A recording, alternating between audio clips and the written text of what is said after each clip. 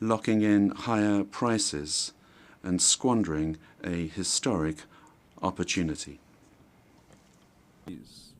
Fossil fuels are a losing bet.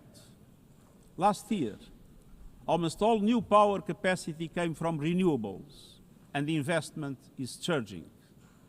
Renewables are the cheapest and fastest source of new power.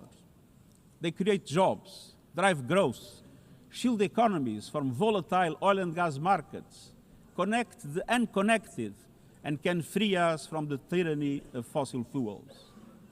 But not at today's pace. Clean energy investment remains uneven.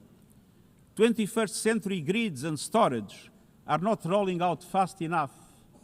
And public subsidies, taking from taxpayer money, still flow to fossil fuels over clean energy by a factor of 9 to 1. Meanwhile, emissions, temperatures, and disasters keep rising. And those least responsible suffer the most.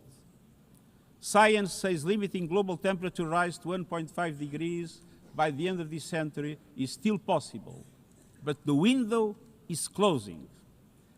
The International Court of Justice has affirmed the legal obligation of states. We must step up action and ambition, especially through strengthened national climate plans. Tomorrow, I will welcome leaders to announce new targets. The G20, the biggest emitters, must lead, guided by common but differentiated responsibilities. But all countries must step up and do more as we head to the UN Climate Conference in Brazil. By accelerating action in energy, forests, methane, and industrial decarbonization. By defining a credible roadmap to mobilize $1.3 trillion annually in climate finance by 2035 for developing countries. By supporting just transitions, by doubling finance for adaptation to at least $40 billion this year, and rapidly deploying proven tools to unlock billions more in concessional finance. And by capitalizing the Loss and Damage Fund with significant contributions.